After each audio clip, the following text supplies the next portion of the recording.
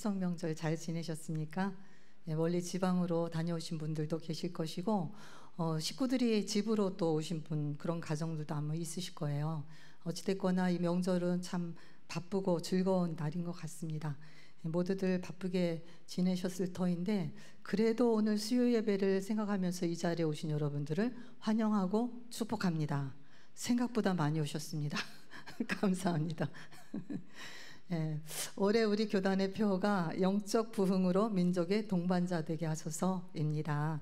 그래서 우리 교회 표어도 마찬가지로 그렇게 하고 있습니다. 평양 장대현 교회로부터 시작된 이 회개운동이 한국교회의 복음으로 한국교회를 변화시켰죠. 그리고 나서 이 복음이 이 나라에 100여 년 동안 정말 흥왕하게 일어났습니다. 그래서 영적인 능력으로 세상을 주도해 가기도 하면서 민족의 삶 가운데 많은 영향력을 끼치게 되었습니다. 100여 년 동안. 그런데 오늘날 한국교회 영적인 상태는 어떠합니까? 급격하게 힘을 잃어서 어찌 보면 쇠퇴기에 빠져든 것 아닌가, 그런 염려를 가질 정도로 굉장히 지금 세상을 변화시키지 못하고 세상에 조종당하고 있는 거 아닌가, 세상에 영향을 받고 그렇게 있는 상태가 아닌가, 영적으로 침체된 상태가 아닌가, 그런 염려에 빠지게 됩니다. 이러할 때 우리에게 절대적으로 필요한 것이 영적인 부흥인 것입니다. 한 크리스천 블로거가 홀리바이블닷컴이라는 사이트에서 부흥이 필요한 26가지 지표들이라는 글을 소개를 했습니다. 제가 이거를 읽고 정말 많이 공감이 갔어요. 여러분들 한번 제가 26가지를 읽어드릴 테니까 나에게 해당이 되는 게 있는가 한번 찾아보십시오. 과거에 사랑했던 것처럼 더 이상 하나님을 사랑하지 않을 때, 세상적인 관심과 일들이 영원한 것보다 더 중요하게 여겨질 때, 성경과 기도를 하는 것보다 TV 시청, 세속적 서적들을 더 가까이 할 때, 기도에 대해 관심이 거의 없거나 기도를 바라지 않을 때, 돈을 기부하기보다는 돈을 버는 일에 집중할 때, 교회가 즐거움과 열정이 없는 곳이 될 때, 머리로 하는 진리들을 삶 속에서 실천하지 않을 때, 증인으로서의 노력을 게을리할 때, 스포츠나 여행을 위한 시간은 있지만 성경과 기도를 위한 시간이 없을 때, 하나님의 말씀을 경외하지 않을 때, 영혼에 대해 생각하지 않을 때, 주님의 나라와 잃어버린 자들을 위한 구원보다 우리의 직업과 경력에 더 많은 관심을 가질 때, 기독교인 남편과 아내가 함께 기도하지 않을 때, 우리의 자녀들이 세상적인 가치와 세속적인 철학, 하나님을 경외하지 않는 삶을 따라갈 때, 우리의 기도에 열정이 없을 때, 식어버린 마음과 눈물 없이 살아갈 때, 대충 찬양을 하고 예배가 활기참을 잃어버릴 때, 우리 삶의 일상에서 나타나는 하나님의 초자연적인 힘의 증거를 보지 못할 때, 예배를 지루해 할 때, 하나님이 우리에 대해 생각하시는 일들보다 다른 사람들이 우리에 관해 어떻게 생각하는지에 더 신경을 쓸 때, 세상과 차이 없이 살아갈 때, 지옥의 길로 향하고 있는 우리의 이웃들, 사업 동료, 지인들에 대해 관심을 가지지 않을 때, 우리의 죄에 대해 애통하는 것을 멈추었을 때, 불가능한 일에 대해 하나님을 믿지 않거나 믿음을 실천하지 않을 때, 성령이 우리의 마음, 결혼, 교회에서 떠나버렸을 때, 부흥이 필요하다는 것을 망각했을 때. 좀 길죠. 26가지 다 했습니다. 여러분, 지금 제가 읽어드린 26가지 중에서 나는 하나도 해당 사항이 없다 라고 생각한다면 정말 믿음의 모습, 믿음의 토대를 잘 세워오신 것입니다. 그런데 그들 가운데, 그 26가지 가운데 참 상당히 많은 부분이 나하고 해당이 되고 있다 라고 한다면 부흥이 정말로 절실한 때인 것입니다. 고백하건대 저도 굉장히 많은 부분이 있었습니다. 구약 호세아서에 보면은 하나님을 떠나 영적으로 무감각해진 이스라엘 백성에게 회개를 통해서 여호와께로 돌아오라고 촉구하고 있습니다. 호세아 10장 12절, 너희 묵은 땅을 기경하라. 여기서 기경하라는 말은 니루 라켐 니르라는 그런 말인데요, 너희를 위해서 경작해야 될 땅을 경작하라 라는 것입니다. 딱딱하게 굳어있는 땅들을 뒤집어 엎으라는 거예요. 뒤집어 엎어서 그곳에서 씨앗을 심을 때 열매가 날 수 있는 땅으로 바꾸라는 것입니다. 돌을 치우고 잡초를 뽑아주며 그 묵은 땅들을 기경하여 바꿔주라는 것입니다. 우리 신앙생활 하다 보면은 내가 원치 않은 잡초들이 우리 영혼 가운데 뿌려진 때가 있다는 것을 우리가 알 수 있습니다. 영혼을 황량하게 하고 또 원치 않은 잡초들 때문에 믿음의 길에서 나약해진 그런 믿음의 모습을 살아갈 때가 있습니다. 내 심령에 심겨진 죄악의 잡초들을 뽑아내시기를 바랍니다. 게으름의 잡초들을 뽑아내시기를 바랍니다. 근래에 하나님 말씀에 합당치 않은 여러 가지 잡초들이 또한 생겨나게 되었습니다. 기형적인 잡초들이요, 다원주의, 세속주의, 개인주의, 기복주의 같은 복음의 본질에 어긋난 여러 가지의 잡초들 뽑아내야 됩니다. 뽑아내야지만은 우리 심령의 부흥이 일어나게 되는 것입니다. 성경에는 영적 부흥에 대해서 몇 번 나오고 있습니다. 요시야 왕 때 성전 안에서 율법책을 발견하게 됩니다. 그래서 요시야 왕에게 갖다 드렸습니다. 이거 읽어보고 요시야 왕이 옷을 찢고 하나님 앞에 회개합니다. 그리고 백성들을 골라 모아가지고 개혁을 일으킵니다. 말씀에 따라서 바알과 아세라 신상들을 제거하고 산당들을 불사르고 또 율법에 기록된 대로 유월절을 지켜가면서 말씀 앞으로 돌이키자. 우리 모두가 다 이렇게 살면 안 되겠다. 하나님 말씀 앞으로 돌아서자 라고 하는 것입니다. 그래서 이때의 개혁을 성경의 표현에 의하면은 마음을 다하여 뜻을 다하여 힘을 다하여 하나님의 율법대로 힘써 행했다, 그렇게 나와 있습니다. 요시야 때 하나님의 율법대로 행하던 말씀대로 살았던 그런 역사가 있었다는 것입니다. 그 이후로 오늘 포로 생활에 돌아왔던 에스라 시대에 다시 수문학 광장에서 말씀으로 돌이키자라는 영적 부흥의 큰 역사가 나타났다는 것입니다. 느헤미야서는 크게 말한다면 둘로 나눌 수가 있습니다. 1장부터 7장까지는 성벽을 다시 재건하는 성벽 재건의 역사입니다. 8장부터 13장까지는 영적 부흥에 대한 말씀입니다. 7장까지의 성벽 재건은 우리가 알다시피 이스라엘이 하나님 말씀 앞에 바로 서지 못했을 때 BC 586년 유다가 멸망당했습니다. 바벨론에 의해서 멸망당하고 많은 사람들이 바벨론의 포로로 끌려갔습니다. 바벨론의 포로로 끌려갈 때 예레미야 선지자는 너희들 끌려간 그 땅에서 정착하여 잘 살아라. 70년 만에 다시 돌아올 것이다. 예언을 했습니다. 그 성경의 예언대로 70년 만에 다시 돌아오게 됩니다. 70년 만에 하나님이 세운 고레스 왕에 의하여서 다시 본국으로 돌아가도 좋다라는 허락을 받게 됩니다. 유화 정책을 폈던 고레스 왕에 의해서 모든 민족들은 다시 자기 땅으로 돌아가서 성전을 건축해도 좋다라는 허락을 받게 됩니다. 그래서 스룹바벨과 예수아를 중심으로 1차 포로 귀환이 이루어지죠. 4만여 명이나 되는 많은 사람들이 다시 예루살렘으로 돌아와서 성전을 건축하게 됩니다. 그런데 성전 건축하는 게 만만치 않습니다. 그 땅에 살고 있던 많은 사람들의 반대에 의해서 성전 건축을 하다가 중단되게 됩니다. 그래서 성전 건축보다 더 중요한 게 또 자기 집도 짓고 경제적으로 안정을 찾아야 되기 때문에 중단된 것을 다시 한번 회복을 이루어지죠. 학개와 스가랴 선지자에 의해서. 그래서 다시 재개하여서 성전 건축한 것이 바로 BC 515년 성전 건축 시작한 지 22년 만에 성전이 건축되게 됩니다. 스룹바벨 성전이 두 번째 성전이죠. 그래서 두 번째 이 성전이 스룹바벨 성전이 건축되는데 신기하게도 586년에 멸망당한 뒤 70년 만에 성전이 건축되게 됩니다. 그런데 성전은 건축되었는데 성벽은 무너진 채로 있었습니다. 성벽까지 건축되지를 못했습니다.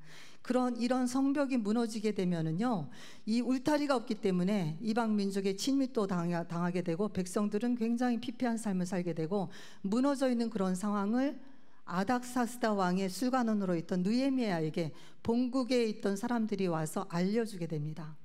그 이야기를 들은 느헤미야는 너무 마음이 아파가지고 옷을 찢으면서 금식하면서 기도하며 하나님 앞에 구할 때 하나님께서는 아닥사스다 왕의 마음을 열어주고 허락하게 되어서 3차 포로 귀환을 느헤미야 선지자가 하게 됩니다. 느헤미야를 통하여 느헤미야 총독을 통하여서 2차는 에스라 선지자예요.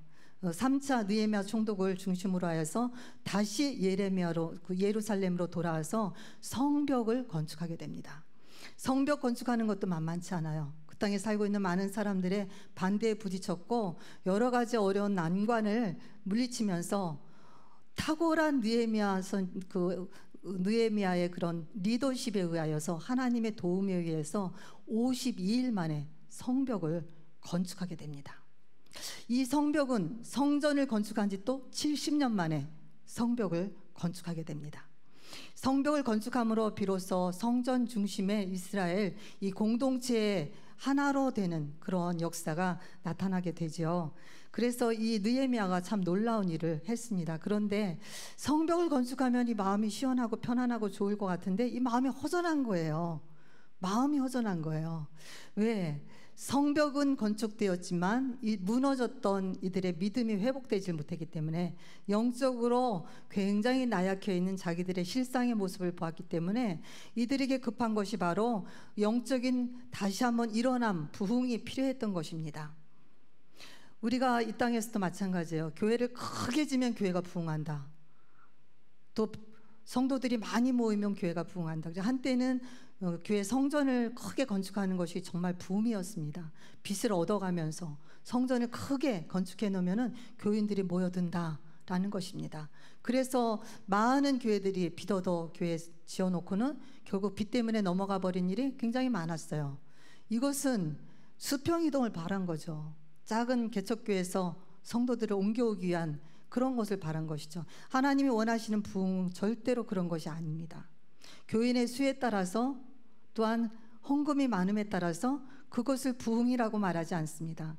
하나님께서는 개개인의 한 사람들이 하나님의 말씀 앞에 바로 서서 믿음이 회복되는 것, 하나님의 중심의 삶으로 돌이키는 것, 이것을 부흥이라고 말합니다.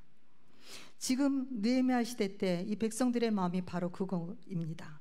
하나님 앞으로 돌아서기를 원한다는 것입니다. 계시록 3장 1절에 보면 내가 내 행위를 아노니 내가 살았다는 이름은 가졌으나 죽은 자로다. 내 삶의 모습이 지금 살아있는 것 같이 보이지만 내 영적인 실상을 한번 들여다봐라. 너는 죽은 자다 라고 말씀하시는 것입니다.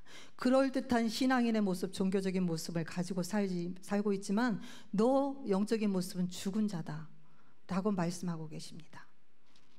이러한 영적인 실상을 바로 아는 것이 중요합니다. 새 시대를 이루기 위해서 우리 각자 영적인 부흥을 이루어야 되는데요.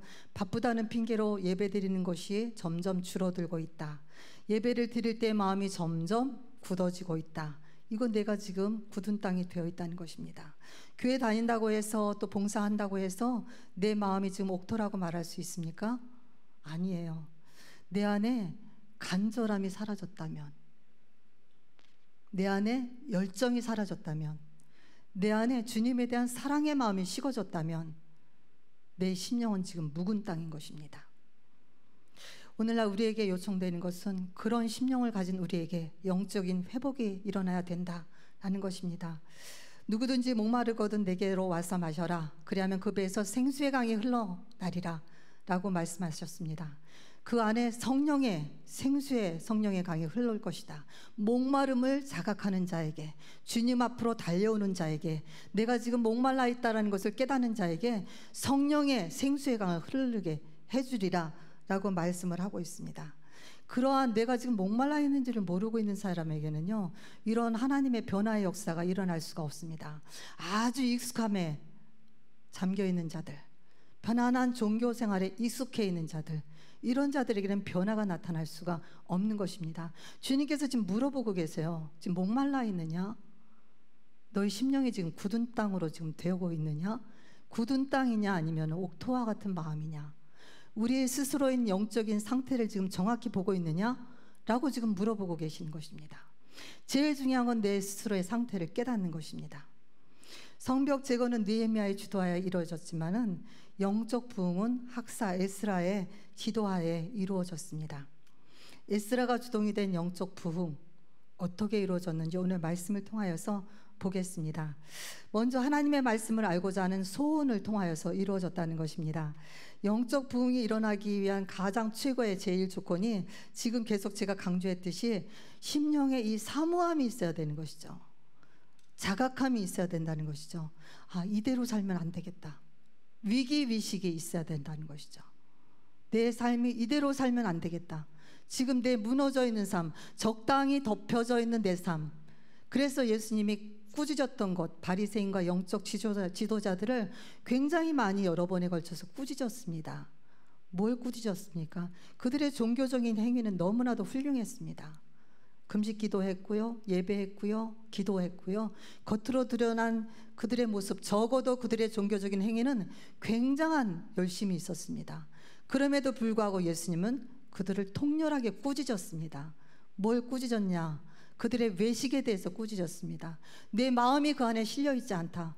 종교적인 행위만 있지 내 마음이 그 안에 들어있지 않다 라고 말씀하셨습니다. 너는 평토장한 무덤과 같다. 너 겉모습은 너무나 아름다워 보이지만 그 안에 사람의 뼈가 가득 차 있다. 너의 심령 안에는 갈급함이 전혀 없다. 주님을 사랑하는 마음이 전혀 없다.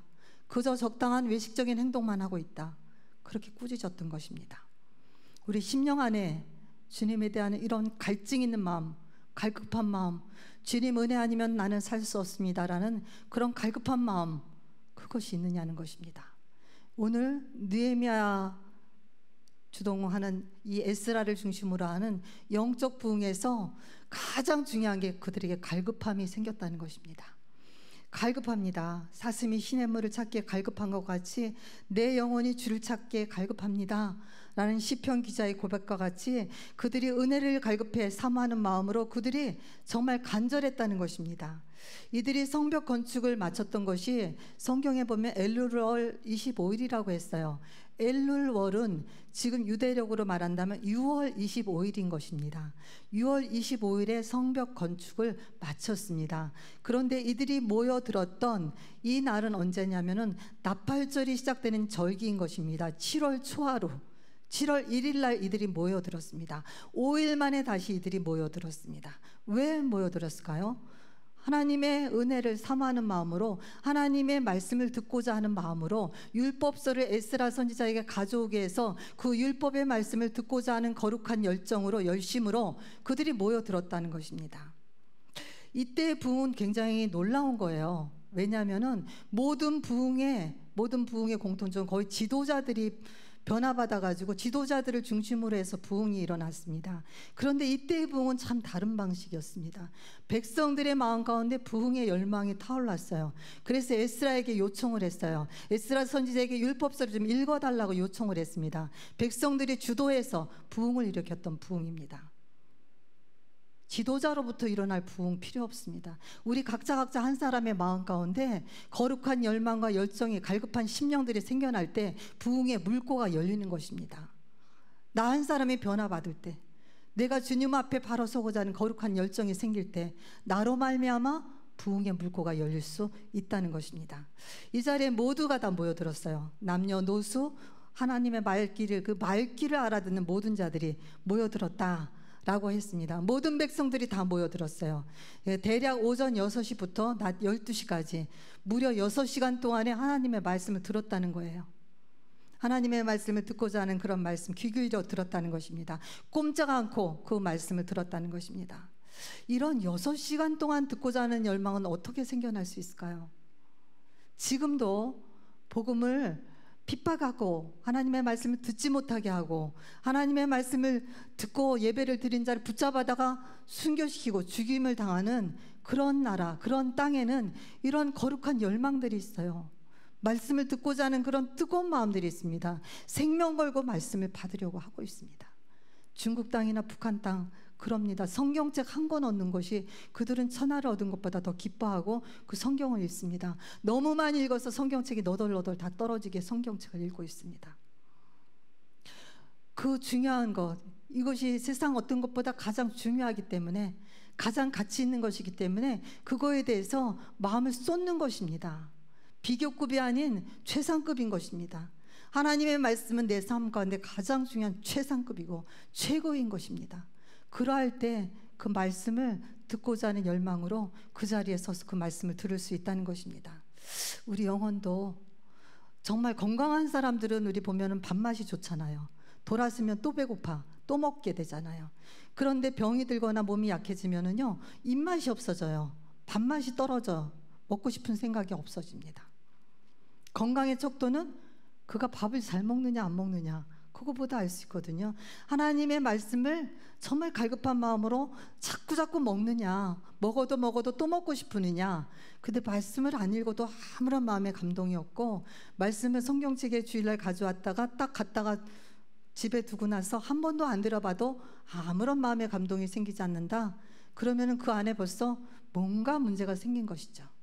더군다나 요즘에 성경책 안 가져오잖아요. 교회에 앞에 다 나오기 때문에. 예, 성경책 없어도 그저 그냥 편안하게 신앙생활한다. 그 완전히 종교적인 생활입니다. 오늘 이들은 뭇백성이 그 율법책에 귀를 기울였다라고 나와 있어요. 귀를 기울인다, 히브리어로 헤루트입니다. 이게 뭐냐면은 하나님의 말씀을 자기 심령 골수에 완전히 정교하게 새긴다는 거예요. 자기 마음판에 철필로 꾹꾹 눌러하듯이 마음판에 꼭꼭 그 말씀을 새겨 넣는다는 것입니다. 말씀으로 심령에 깊이 있게 말씀을 박아 넣는다는 것입니다. 하나님의 말씀을 이런 마음으로 받을 때 그 말씀이 내 삶 가운데 그 말씀이 나를 이끌어, 그 말씀이 나를 변화시켜, 그 말씀을 하나님의 사람으로 나를 변화시켜서 나를 그렇게 만들어 간다는 것입니다. 내가 말씀을 사모하지만은 나중에 말씀이 나를 이끌어 간다는 것입니다. 하나님의 말씀에 대한 관심이 문제이죠. 예배를 30분 이상 말씀을 전하면은 그 말씀 왜 이렇게 오늘 말씀 길지? 라고 시간을 들여다보는 거. 그런데 TV에서 건강에 대한 프로그램, 맛집에 대한 프로그램, 그런 거 나오면 얼마나 재미있게 잘 보는지요. 무슨 차이입니까? 관심에 대한 차이죠. 내가 어디에 더 관심을 가지고 있느냐, 내 삶 가운데 무엇이 더 중요하게 관심을 가지고 있느냐, 세상 관심이 더 중요하냐, 하나님의 관심이 나에게 더 중요하냐, 그 차이겠죠. 심령 골수를 찔러 쪼개는 말씀 앞에 내가 설 때 그 말씀이 나를 그렇게 바꿔놓는다는 것이죠. 그런 말씀이 없다면 바벨론 포로 생활을 하는 삶이나 포로에서 돌아온 삶이나 아무런 차이가 없는 것입니다. 교회 밖에서 예수님을 알지 못하는 자의 삶이나 교회 안에서 하나님의 자녀라고 불리움 받지만 예배를 드리고 있지만 하나님에 대한 말씀에 갈급함도 없이 하나님에 대한 관심도 없이 그렇게 종교생활을 하는 자나 똑같다는 것입니다. 영적으로 본다면 별 차이가 없다는 것입니다. 우리의 마음 가운데 정말 말씀을 갈망하고 있느냐, 그 말씀을 정말 한 땀 한 땀 나의 삶 가운데 신비에 새겨놓고 그 말씀을 통하여 내가 변화받기를 정말 갈망하고 있느냐, 그 차이인 것이죠.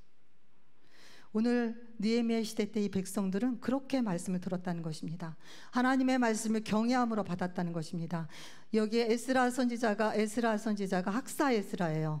말씀을 연구하는 분이에요. 에스라 선지자가 율법서를 펴자 백성들이 딱 일어났다는 거예요. 그 자리에서 전부 일어났다는 것입니다. 물론 에스라 선지자를 경외하는 마음도 있었겠지만은 말씀에 대한 경외예요. 말씀에 대한 경외로 그 자리에 다 일어섰다는 것입니다. 그리고 아까 6시간 동안 말씀을 들었다고 했죠. 6시간 동안 이들 서서 말씀을 들었다는 거예요. 정말로 놀라운 일이에요. 여러분, 1시간 동안 일어서서 예배드리고자 예배를 서서 드린다, 그럼 어떻겠습니까? 1시간 동안 찬양하고 1시간 동안 말씀 듣고 1시간 동안 예배드린다, 그랬을 때 어떻겠습니까? 당장 마음의 불평이 나오죠. 너무 힘든 거 아니냐, 그렇게 생각되겠죠. 그런데 이들은 6시간 동안 서서 말씀을 들었다는 거예요. 무엇 때문에? 하나님의 말씀을 경외하는 마음으로, 그 말씀하시는 그 하나님에 대한 경외심 때문에, 하나님에 대한 그 놀라운 경외심 때문에 나의 주권자 나의 왕께서 지금 나에게 말씀하고 계시다 라는 그 하나님에 대한 경외하는 마음으로 그분이 주신 말씀을 꼼짝없이 서서 들었다는 거예요. 누가 강요해서가 아니라 자발적으로 서서 말씀을 들었다는 것입니다. 성경에 보면은 사도 바울이 데살로니가 교회에게 칭찬했던 말씀이 있어요. 왜 칭찬했냐면 너희가 우리에게 들은 바 하나님의 말씀을 받을 때 사람의 말로 받지 아니하고 하나님의 말씀으로 받음이라.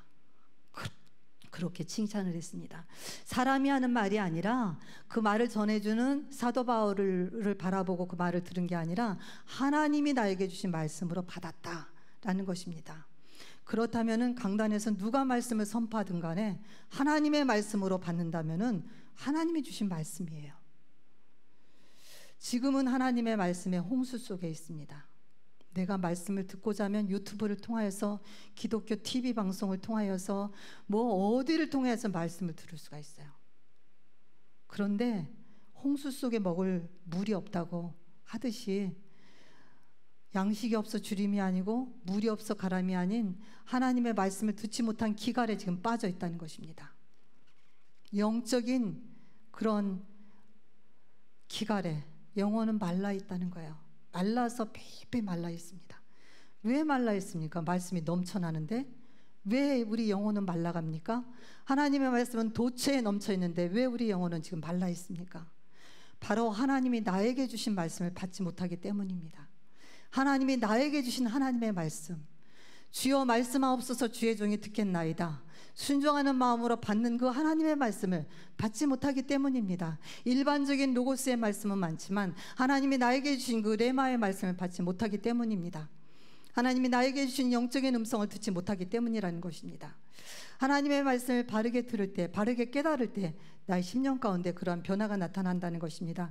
오늘 7, 8절에 보니까는 이러한 레위인들의 이름들이 열거가 돼요. 예수아, 바니, 세레바, 야민, 야굽, 사부대, 호디야, 마세야, 그라데, 알사랴, 요사밧, 하난, 블라야, 레위 사람들.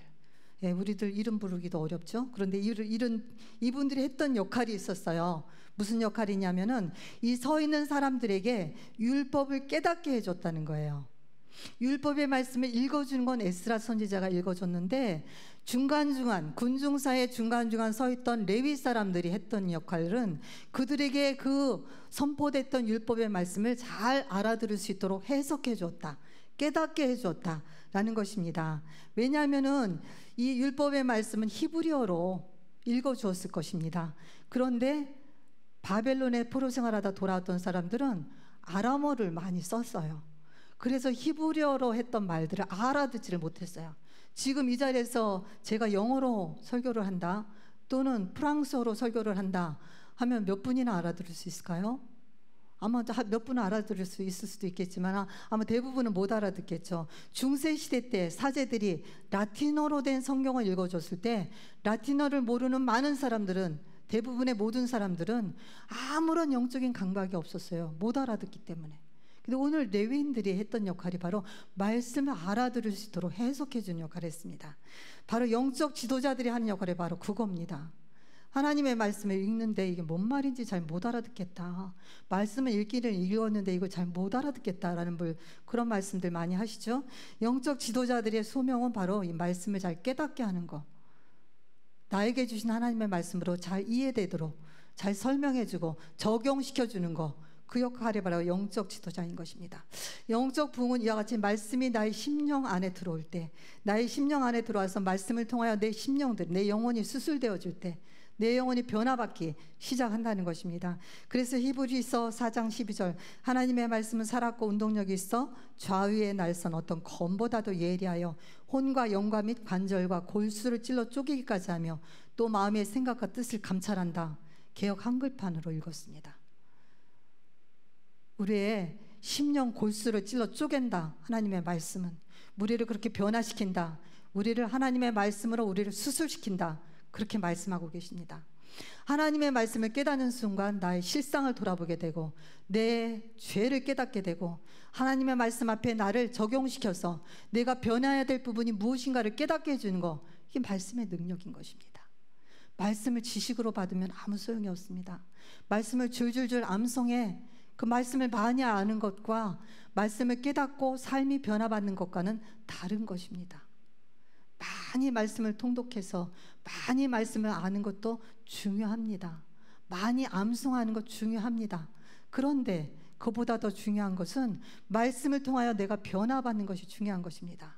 말씀이 나를 수술시키도록 말씀 앞에 내 자신을 내어놓는 것, 변화받기를 기뻐하는 것, 말씀을 통하여서 주님 앞에 내 마음을 드리는 것, 이것이 중요하다는 것입니다. 1907년 하나님은 평양 장대현 교회에 부흥의 물꼬를 열어주셨습니다. 말씀을 듣고 기도하는 순간 성령께서 강력하게 역사를 하셨습니다. 그 순간에 그들이 끔찍한 자신들의 죄를 보게 해주셨습니다. 그 죄를 깨닫는 순간 그들은 말씀을 듣다가 꼬꾸라져서 통회하고 자복하면서 회개했습니다. 거짓과 시기와 미움과 질투와 음란과 도적질과 살인과 우상숭배, 하나님 앞에 잘못된 그 모든 것들이 환히 드러나는 거예요. 말씀 앞에, 말씀의 거울 앞에 자기 자신이 다 드러나는 것입니다. 역사신학자 한국교회사 연구소장 박용규 교수님이 쓴 평양 대부흥이라는 책에 보면은 그때 부흥의 현장을 이렇게 기록했습니다. 동해와 흐느낌 속에 기도 속에 8시에 시작했던 저녁 집회가 6시간이나 계속되었다. 여러 남자들이 곧 일어나서 자신들의 죄악들을 간절히 통회하면서 울부짖었고 다른 사람들은 간절히 울부짖으며 바닥에 꼬꾸라졌다.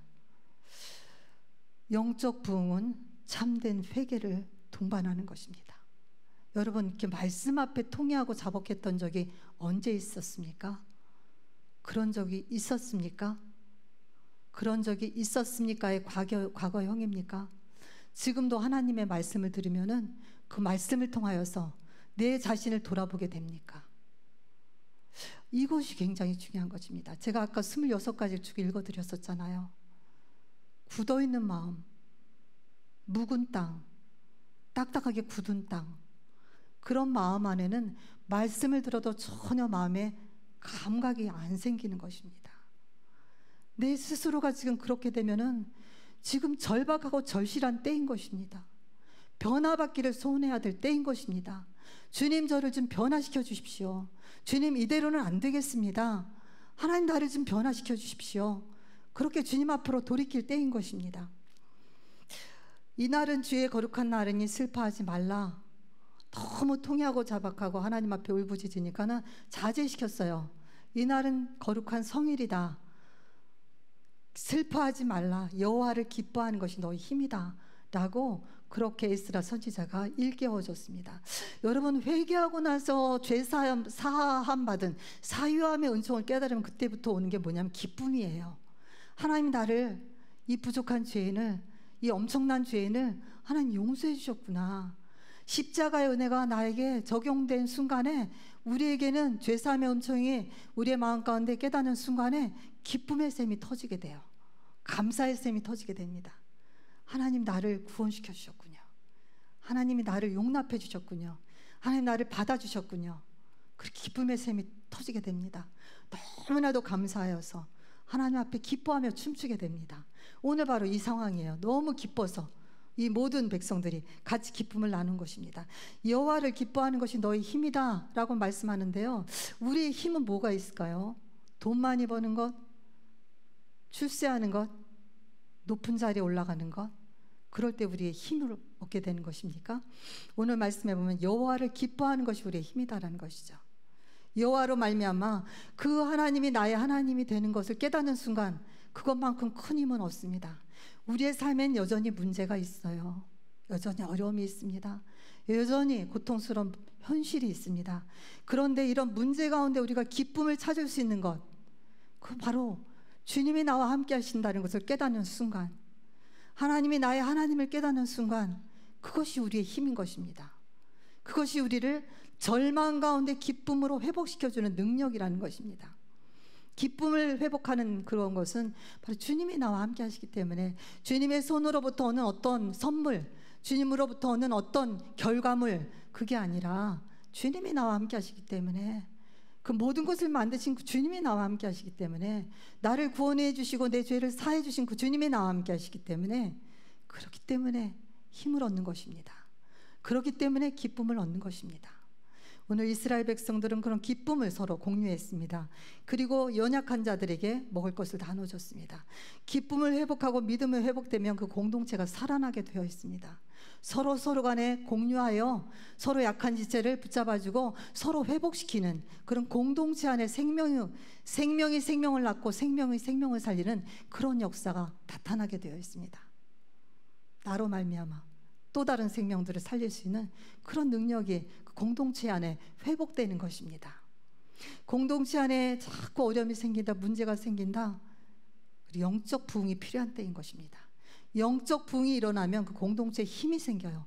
공동체에 기쁨이 생깁니다. 공동체 안에 서로를 세워주는 역사가 나타나는 것입니다. 오늘 초대교회의 많은 그런 역사들, 18세기 초반에 미국과 영국에 일어났던 영적 대각성 운동을 통하여서, 이 대각성 운동을 통하여서 많은 사람들의 삶의 변화를 받았어요. 참 재미있는 것은 뭐냐면은 짐승들조차 사람들의 말을 알아듣지 못했다. 왜 못 알아들었느냐? 전에는 욕을 섞어서 명령을 했는데 욕을 빼고 말을 하니까 못 알아들었다라는 것이에요. 사람들이 너무 변화받으니까 이제 유혹하지도 않고 술집도 문을 닫게 되고, 또 사람들이 서로 사랑하게 되고, 감옥이 문을 닫고 사람들이 없어져 버리고, 이런 삶의 변화가 나타나서 그런 변화가 나타났다는 거예요. 예수를 믿고 영적으로 부흥되고 영적으로 각성이 일어나면은 우리 삶이 변화가 되는 거예요. 교회 안에서만 아니라 우리 일상의 삶이 변화가 나타난 것입니다. 이들이 이후에 초막절을 지키게 되는 거예요. 초막절을 지키는 것은 이스라엘 민족이 40년 광야 생활하면서 초막을 지면서 이동할 때마다 초막 짓고 살았거든요. 그래서 그것을 기념하기 위해서 그걸 잊지 말라고 하나님이 초막절을 지키라고 말씀하셨는데 계속 초막절을 못 지켰어요. 그런데 이 말씀을 읽고 하나님이 기뻐하신 초막절을 지켜야지 하고 초막절을 지키게 되었습니다. 예전에 주님의 은혜를 받은 걸 잊지 말라. 초막절을 지키라는 목적은 바로 그거예요. 예전에 나에게 베풀어 주셨던 하나님의 은혜를 잊지 말라. 다시 돌이켜 생각하라. 그거입니다. 예전에 나의 삶 가운데 하나님이 어떻게 나를 구원해 주셨고, 어떻게 나에게 은혜를 베풀어 주셨고, 어떻게 나의 삶 가운데 주님께서 함께 해주셨던 그거를 잊지 말라는 거예요. 그걸 돌이키라는 거예요. 다시 주님이 주시는 은혜 안에 우리가 다시 돌아오라는 것입니다. 초대교회 우리 이 나라 처음 기독교 들어왔을 때 정말 무지했던 나라예요. 정말 무직하고 무지했고 가난했고 아무런 소망이 없어서 언더우드 선교사가 그때 이 나라 민족에게는 메마르고 가난한 땅입니다. 주여 내 눈에 아무것도 보이지 않습니다. 라고 기도를 했었습니다. 그렇게 했었던 이 나라 이 땅이 지금 어마어마하게 변화를 받았어요. 잘 살게 되었을 뿐더러 하나님을 믿는 하나님의 자녀들이 어마어마하게 많이 생겨났습니다. 그거를 잊지 말아야 된다는 것입니다. 예수 믿기 전에 나의 삶과 예수 믿은 후의 나의 삶을 우리가 기억하라는 것입니다. 주님이 나의 삶 가운데 기도 응답해 주셨던 건 그때는 감사했고 지금 잊어버렸다? 아니라는 것입니다. 지금 또다시 기억하라는 것입니다. 지금 나에게 초막절이 있습니까? 나의 초막절이 지금도 있습니까? 지금 나의 초막절을 지키고 있습니까? 지금도 주님의 은혜를 내가 기억하고 있습니까? 감사하고 있습니까? 그 주님 앞에 나의 모든 삶을 드리고 있습니까? 이러한 성결한 삶을 살기 위해서는 저절로 아닙니다. 말씀 묵상을 해야 되는 것입니다. 말씀을 읽어야 되는 것입니다. 또한 그 말씀을 통하여서 변화받아야 되는 것입니다. 지식을 쌓아가라는 것이 아닙니다. 이번에 모세의 복음, 여명의 복음을 개설했습니다. 성경 통독반을 개설했습니다. 놀랬습니다. 정말 많은 분들이 관심을 가지고 막 앞다투어 등록을 하더라고요. 말씀을 읽기 위하여서. 그야말로 가뭄에 단비 만나듯이 말씀을 사모하는 그 열정이 느껴졌습니다. 하나님의 말씀을 기대하는 그런 열정을 보았습니다. 세린교인들이 참 말씀을 사모하고 있구나. 그런 마음들이 그 마음 가운데 다 숨어 있구나. 그런 기대와 소망을 보았습니다. 이 말씀을 읽고 그 다음에 뭡니까? 지식을 더 많이 알았다? 성경 내 모세오경을 더 많이 읽었다 알았다? 이거 아니잖아요. 그 말씀 앞에 담겨있는 하나님의 말씀 앞에 내 자신을 돌이켜 쳐서 복종시켜서 내가 변화받아야 될 부분은 무엇인지, 버려야 될 부분은 무엇인지, 고쳐야 될 부분은 무엇인지 하나님의 뜻 가운데 내 자신을 말씀의 거울로 비춰보면서 변화가 되어져야 되는 것 아닙니까? 그것이 바로 성경 통독이고 그것이 바로 말씀 앞에 서 있는 자의 태도인 것입니다. 그것을 통하여서 우리는 사슴이 시냇물을 찾기에 갈급함과 같이 하나님의 말씀을 간절히 받으십시오. 마음 가운데 받으시고 온 마음을 다해서 하나님 말씀에 반응하시기를 바랍니다. 자신의 심령이 하나님의 말씀으로 부흥되는 그런 새로운 시대, 이 느헤미야 시대, 에스라 시대뿐 아니라 지금 현재 우리 심령 가운데 영적인 부흥이 일어나는 우리 모두가 되시기를 바랍니다.